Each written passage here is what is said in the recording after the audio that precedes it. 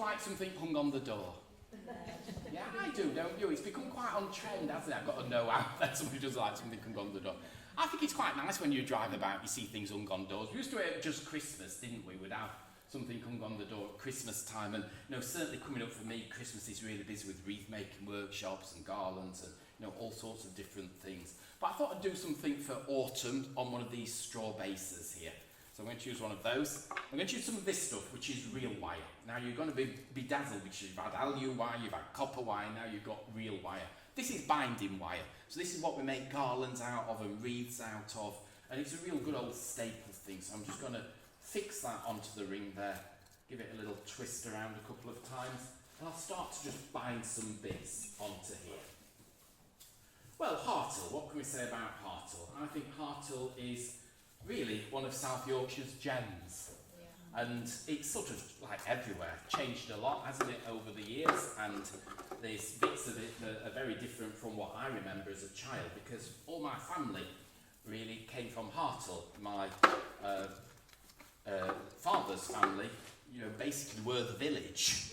We had lots and lots of relatives all over the place. And then my mum's family moved from Kiviton here, and her dad was the police sergeant in the village, so he didn't want to get the wrong side of him.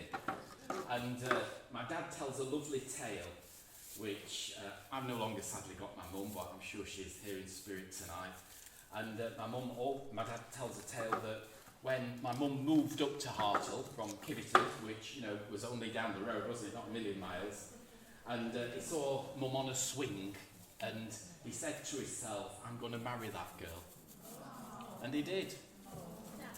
And my Auntie June, who's down here, was a bridesmaid in this church at my parents' wedding. So, there's a lot of tradition in this village, and lots of our family are buried out there. So there's lots of them here with us tonight. And as a little boy, I find it fascinating because, you had all these aunties and great aunties. And because really when we were kids, everybody was an auntie, wasn't it? When they weren't your aunties. But they were sort of all various relations dotted around the village. And at Christmas, it was so exciting when we went delivering Christmas cards and presents, because you would go and see, all these elderly people. And I was always fascinated because they were all gardeners. They all loved the gardens, and we would go around the gardens, and there'd be strange names, which I know some of you will be familiar, like Aunt Nell, and Aunt Nan, and Aunt Bud.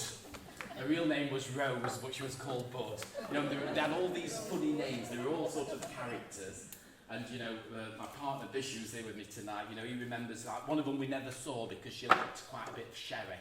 So, she didn't appear until after 12 o'clock. And, then she would be there. But, we grew up in this area, and every Sunday I came to my grandparents.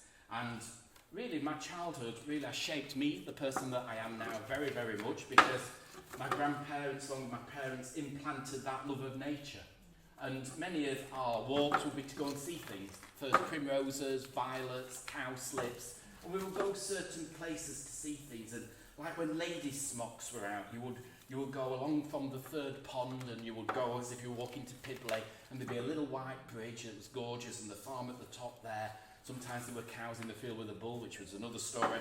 But then there'd be ladies' smocks, which were absolutely beautiful. And it was so exciting going to Pebbly Ponds. Now, I know there's some of you will think, what on earth is he talking about? But there'll be some of you who know what I'm talking about. And Pebbly Pond had an island in the middle. And then, word would spread. Water's low enough to get onto Pebbly Island. And we would wade across to the island. It was, it was like Robinson Crusoe, It was like a trip to Florida, or the equivalent of. It was so, so exciting. And then there'd be trips, through the Seven Oaks down to Loscar, and in Loscar Little Wood, and then braving into Loscar Big Wood, where there was gamekeepers and things, which was, again, really all very, very exciting. And now, any posh Hartle people here? Oh, I think there's a lot, really. But you see, now you call them Hartle reservoirs, but we call them the ponds. There were first pond, second pond, and third pond, and that was it. And basically, for Hartleonians, your life revolved around them ponds. And and we didn't have an angling club, we had yachters. And it was, the yachters are out. And on a Sunday, they'd be out in force, all with their little, rather attractive little sailing yachts on the ponds there. We would do simple things like counting the yachters. But really, my nana, she would really instill fear into me quite a bit, because you were always told things you couldn't do.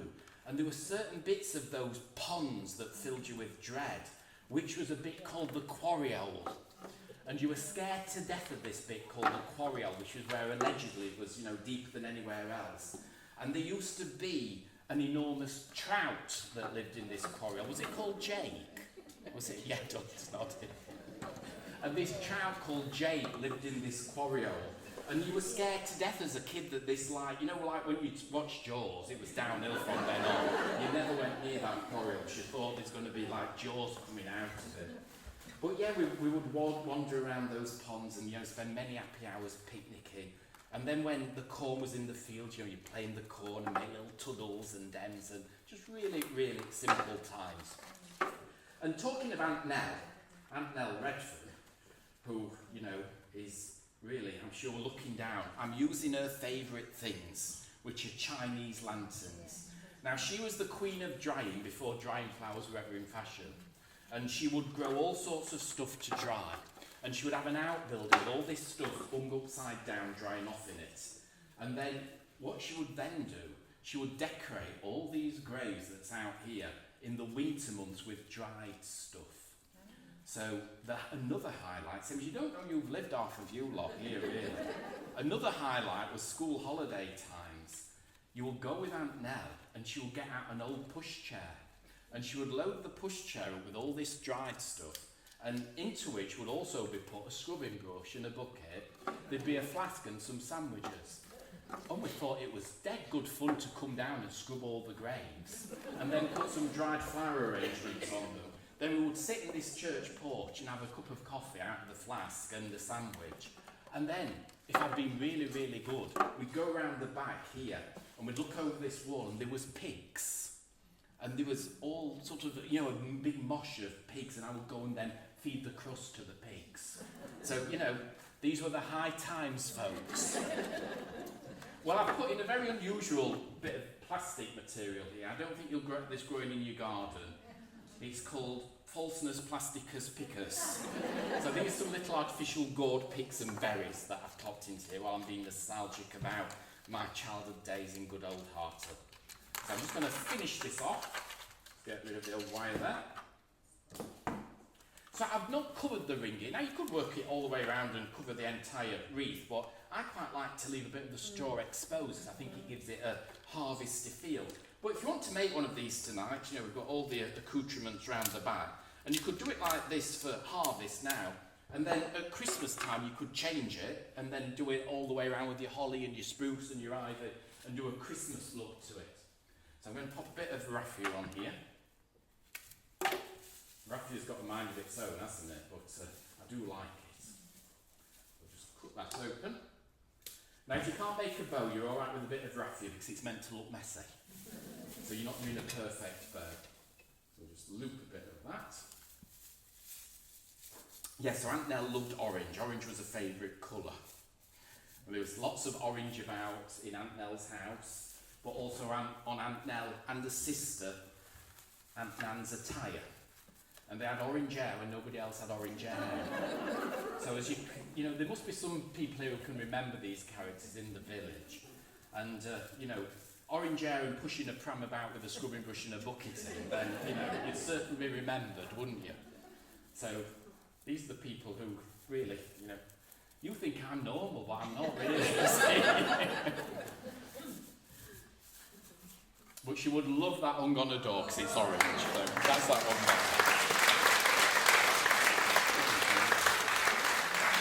Might just leave it down there somewhere. Thank you very much.